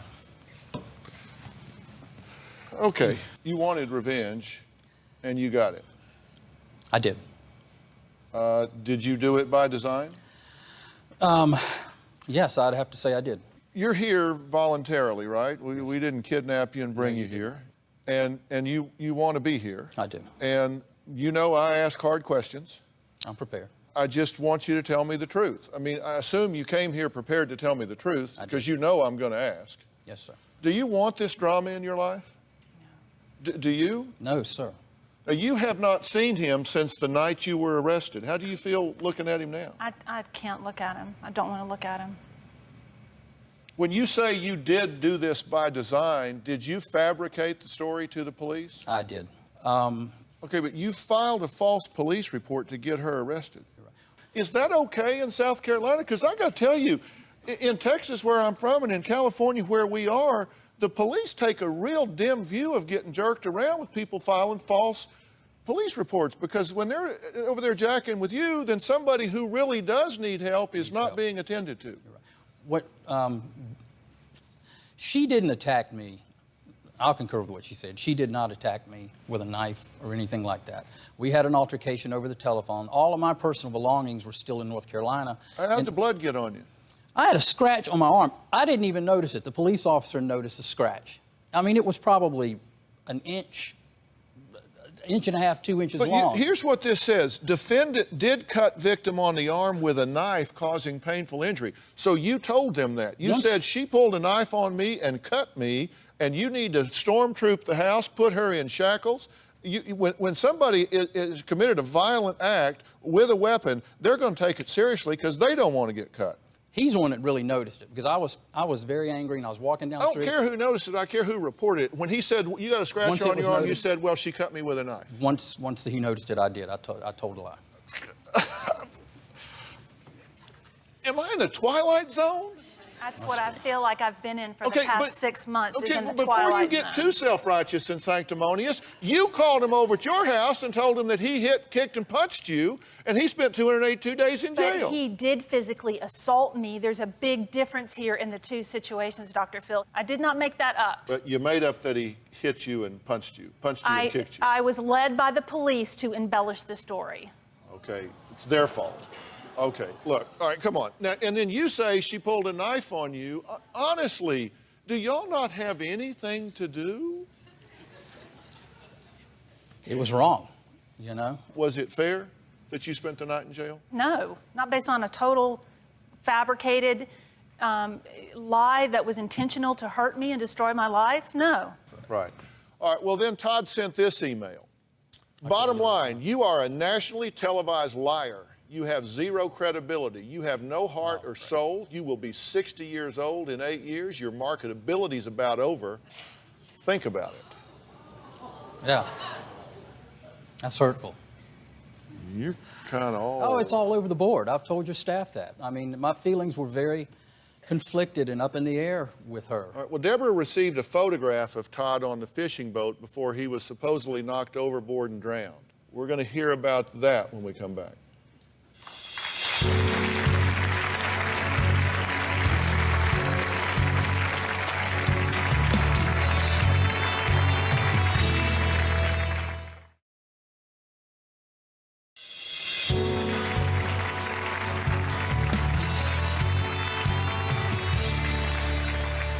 We're talking with Deborah and her husband, Todd, who were on a previous show about revenge. And on that show, I said that I thought that y'all were very nice people individually. You don't mix well. right? I mean, are you a nice person? I'm a very nice Do person. you have good friends? Yes. Are you a nice person? Generally, I think I am. Well, Deborah says that Todd plotted revenge against her the entire time he was in jail, got back at her by having her arrested for assault. Todd has now said, yes, I filed a false police report. Well, a few weeks later, Deborah was told Todd was dead. After I moved out, I did do a brief stint with a company in Alaska. Worked on a processing boat. It's not glamorous. It's hard. You're talking about 16, 18-hour days. I have no idea where Todd went after he moved out, but he called and told me that he had gotten a job with a commercial fishing operation in Alaska, working on one of the boats. I really didn't care. I didn't want him to be calling me. The 12th or 13th of December, I received a text message that said that he had passed away, and it gave the date and the time, and that my cell phone number was given to contact to send his belongings to. I replied and I said, I think that it is very cruel and unusual that a wife would be notified of her husband's death via a text message and not a phone call. Why am I not getting a call from an official somewhere? I became frustrated and thinking it's a never-ending saga with Todd, absolutely. I was actually on the dock, and one of those big square pod things that kind of squashed me. Got hurt, was in the hospital 3 days. I got clarity that Todd was not dead when he called me and told me he wasn't dead. I said, Deborah, there's been a misunderstanding. You know, nothing happened to me. I got hurt, but everything's fine. I just became completely and totally incensed. It was all planned. Okay, now, I've watched Deadliest Catch a number of times. Out of all the jobs in the world, why do you want to work on a crab boat? That just seems like a terrible job to do. Well, I actually wasn't on an actual boat. There was a gentleman there, and I'm funny about that. I wanted my contact information given in case anything happens. I left Deborah's, of course, you know, we're married, so I left her contact information, email, telephone number. I left To her, JF? To Josie, yes. Yeah. And well, the initials were JF. And I left, I think I left her mother's name and number. I left a former employer. Okay, well, he sent this picture. Can I have the picture up? He sent this picture, and he says, that's you, second from the left. No, that's not me. And this was in December. We actually found this picture. It was posted on a Ukrainian website in May of '09. Yes. Yeah, I have no answer for that. No, that was posted on a Ukrainian website in May of '09. It's not funny. This took place 7 months before he supposedly was this guy. Yeah. And you went up there November 26th, right? Around the end of November. It was right around Thanksgiving. I think it was November 26th. I mean, that's when you sent the last email to her saying, you know, it's either because I'm feeling nostalgic because of the holidays, correct, or that I'm leaving tonight. I was up and down. That was on the 26th, and then you left and went to Dutch Harbor. Correct. And started this job. Now, I wasn't there very long. Did you fake your death? No, I did not. How long did you work up there? You were in the hospital 3 days. Yeah, it was a few weeks. I mean, it wasn't. I didn't even complete it's usually about a 2.5 to 3 month stint. Yeah. I didn't even complete it. I came back to South Carolina. But you got there on the 26th of November, and you were hurt on the 11th of December. Just minor. I was in and out of the hospital. You told her you were incapacitated when you clarified that you weren't dead. Yeah. When I found out what he had done, I couldn't get a hold of this guy again. It was basically just contact information. How'd you get there? Took a bus ticket, a bus to Seattle, and they flew me up there. It's about 800 miles north of Anchorage. So how'd you get back? I had a plane ticket. So you flew back where? I think I came back into Seattle, and then, of course, came back to South Carolina. Well, you rode the bus? You told our producers you rode the bus. Yes, I did, back from Seattle. But you flew to Seattle and then rode the bus back? No, took a bus trip out there. Then they have to fly you because there's no bus routes that go into up that far. You took a bus ticket. You took a bus ride where? To Seattle. Were you in Alaska? Yeah, absolutely. I was in Alaska. And there's a possibility I might go back. Listen, you know, I'm just asking you to be honest here, because do you think he was in Alaska? I have no idea. I've doubted. I mean, how can I think anything based on everything that's occurred? Was Todd even in Alaska on a fishing boat? We're going to find out the answer to that when we come back.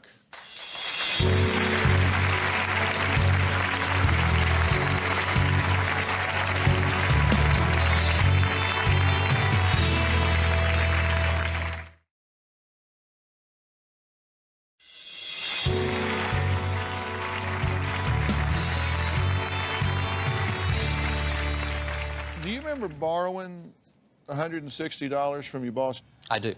In 2 checks, one for $100 and one for $60? I think so. It was like 100. I thought he wrote one for... I got the checks here. Okay. He wrote one for 100 and he wrote one for 60. Okay. I also have the back of the check here that has your endorsement on it, and it says it was deposited in the bank on the 10th of December in South Carolina. Okay. Now, how can you sign this check? It's dated on the 8th, so you got it on the 8th. You deposited it on the 10th. I've got the bank stamp with your signature right here. How could you be in South Carolina depositing this man's check if you're getting killed up in Alaska? I didn't fake it. I mean, misinformation was given. There's no misinformation here. No, there's no This is the misinformation there. Is this the check? That's. And he gave that to you on the 8th. That is the check.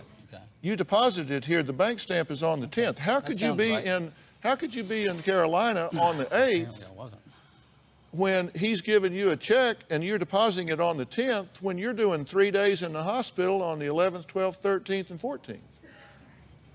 Yeah, you're right. You're right. I mean, there's no way around it, you know, and I came here... So you weren't in Alaska? Eventually, yes. Come on, let's tell Let's just tell the truth. I am. I came here to tell the truth. Well, then let's get to it. Because here's another check for $100, and it's deposited at the same time. Yeah. Here's a letter you wrote to a friend, and that's your writing right there. And this is the postmark in South Carolina on the 11th of December. You posted a letter out of South Carolina on the 11th of December when you supposedly are getting crushed by a crab pot. You weren't in Alaska. Todd, come on. She's right. You were never in Alaska. No, sir.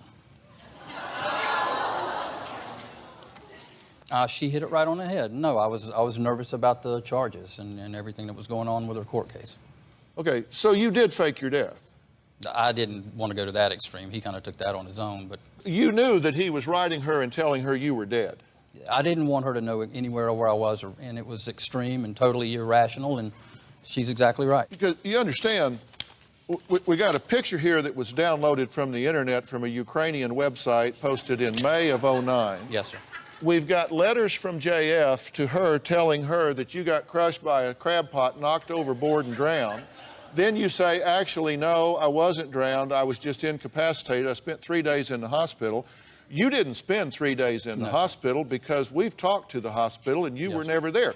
You can't work on a processing boat in a fishery up there without a license, and we've talked to the Alaska wildlife people. You never got a license. You couldn't work there. We've talked to your boss that said you worked for him in that entire time. We've talked to the woman you're renting a room from that says you never left.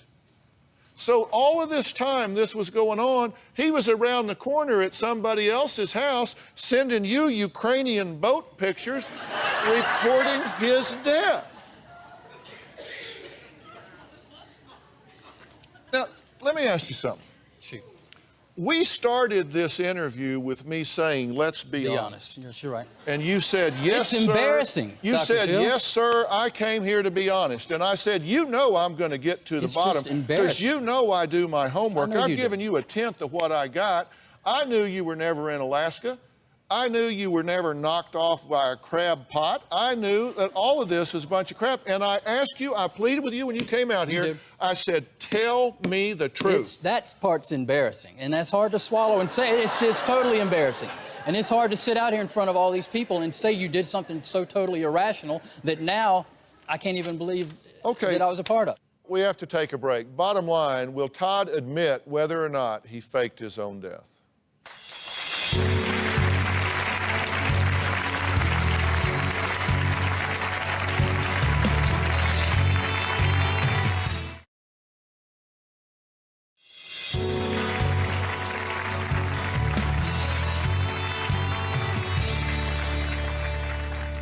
You've been to this show before. Yes, sir. And you heard me cross-examine her. Yes, I did. You know I am like a dog with a bone. I am going to ask the questions till I get the answers, Yes, sir. and I'm going to do my homework because Yes, sir. I think you deserve the truth. She does. You wanted the truth, right? And my commitment was to get you the truth. Thank you. How do you feel about this? I'm emotionally crippled and devastated. I'm just devastated. But my question for you is, you've been here, you know me, and are you that arrogant that you think you're going to come out here and bull me? No, absolutely not. Not at all. Really? This is embarrassed. Just embarrassed. This is just for me. You walked down that runway right there and thought, that big old dumb boy. No, I knew enough about, in the dialogue I had with your staff and the bullet points they were hitting, I figured that this was going to happen and come out. It was just embarrassing. I'm not trying to pull the wool over your eyes or anything. It's just embarrassing, and it's hard to come out and say it in front of all these people in America that I was a part of something that was out ridiculous and crazy. Well, let's just go whole hog. You faked your death. Yes, sir. I mean, JF ran amok here. No. You faked your death. I didn't want her to know where I was, absolutely. Yes, sir. So you faked your death? Yes. And I lied about the police report, and I've since called the district attorney's office and asked the charges be dropped. Is there a JF, or is that just your screen name? No, I don't have a screen name. There was somebody, there was a guy that actually sent these things. I didn't want it to be traced to anything to do with me. You told him what to write? I did. Yes, sir. And I wanted to hurt her. Instead of working with her to try to save our marriage and do things that we had agreed that we would do, I turned my back on her and tried to hurt her. You destroyed it. Now you're living with a woman at the beach. You wanted to... While we're still married, you're living with a woman at the beach. On top of it, it's not bad enough that I have to deal with all this other crap that you've fabricated and lied about. Now, on top of the emotional devastation, I have to deal with the fact that you're living with another woman while we're still married. Where does it stop with you, Todd? Where does it stop? Where does it end with you? I'm renting a room. She's an older lady. Yeah, we're not boyfriend, girlfriend. Oh, yeah, and I'm supposed to believe this because why? You don't have to believe it, but his staff clarified that. I tell you what, we got this email from Todd's current roommate, Carol. I have a roommate who was recently on your show. He is still fixated with his wife. He told me today that he still loves her. He has hurt me financially by not paying his rent. I no longer feel that I can trust or believe anything he says to me. I don't know whether he has a romantic relationship with her or he's just renting a room. I don't know, but I do know she's on the phone. And we can ask her. Carol, are you there? I'm here. All right, Carol, have you been listening to all this? I have. What'd you want to say? I'm very upset that I even let this man into my home after everything that I have found out about him. He's nothing but a habitual liar. He has owed me money from the day he came into my home. I felt sympathy for him. I allowed him to come into my home with no money. Have you had a romantic relationship with this man? No. So this isn't a sexual... This is strictly a roommate situation. Because of Todd not paying his bills and my landlord taking the last straw and saying, I can't keep believing your promises of when you're going to pay because Todd has not kept his promises. Well, I'm so sorry that has happened to you. Is she telling the truth if you failed to pay her? I've failed to pay her on time, absolutely. Well, I've switched jobs twice, and she's right. There were 4 times. He's had 4 jobs since he's been here. No, I haven't. I've only had 3. Well, Carol? Jeremy, Monster, the one that you had for 2 days, and the one that you have currently. Absolutely. Confused and self-destructive and reckless behavior. Yes, I admit to that. And she experienced that. Like I said, I wasn't there for her. You know, I should have acted totally different. And these things, I'm glad they're coming out. You know, I don't know how many more you got in your stack, but... Oh, my gosh. I got a deck here. Yeah, well... I have one here from your childhood friend, Marco. I have one here from a coworker. I have a childhood friend. I have people that... millions of people watch this show, and people have seen you and said, you know, I want you to know the truth about this man because he's victimized me along the way. Yeah. So how does Todd feel about revenge now?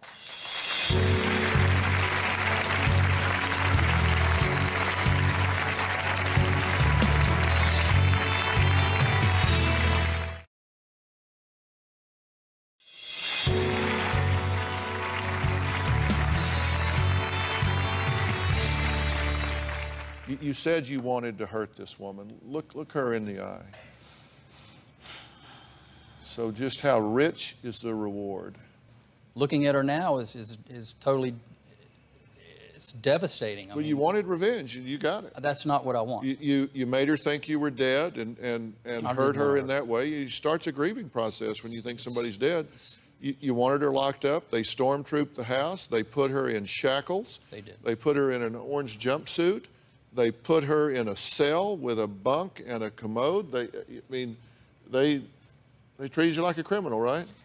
I can never take that back. But hurting her and seeing this anguish in her face and You don't have any idea of my anguish. I don't. How dare you sit there and even remotely think that you know about my anguish and what I've been through for the last 6 months. I was kicked out of my house. I lost my job. I had to move in with my mother and sleep on the couch for 5 months because I had nowhere to go. I had to put everything I own in storage to the tune of $500 a month when I'm unemployed. I had to pay a lawyer $4,000 to represent me. And if it went to trial, it was going to be $15,000. My family doesn't have that kind of money. I don't have that kind of money.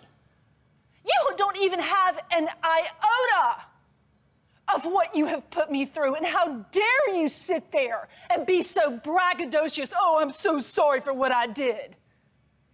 I will never be able to have a relationship again because of you. I will never be able to trust anybody again because of you. You have emotionally devastated me. You don't even have a clue. I don't. So don't sit there and say, oh, I'm so sorry, I'm so sorry. Well, I am sorry, Because, Deborah. no, I don't accept that. I don't Not expect one you single will. bit. I don't Not anticipate. one single bit, and I never will. I know you won't. I know you. You're not going to accept it. And I know you. And now so does everybody else.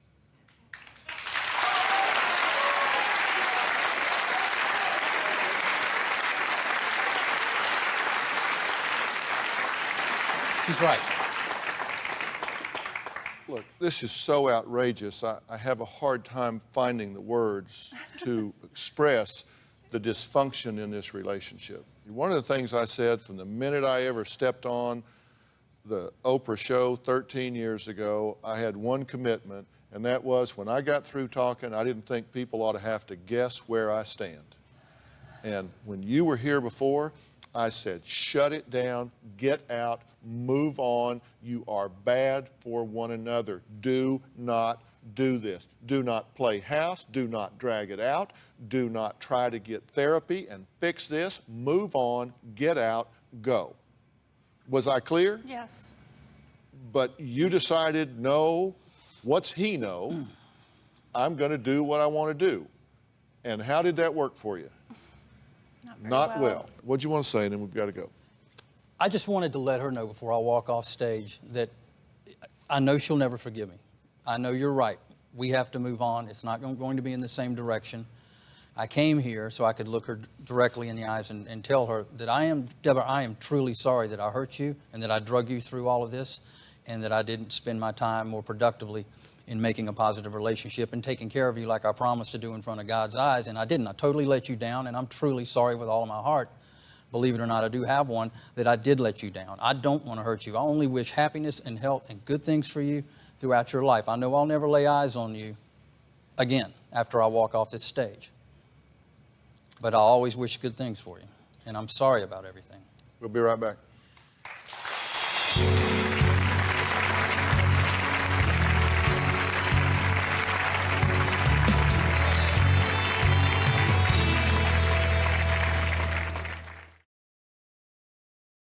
Well, I want to thank all the people who wrote into the show today to help us get to the truth.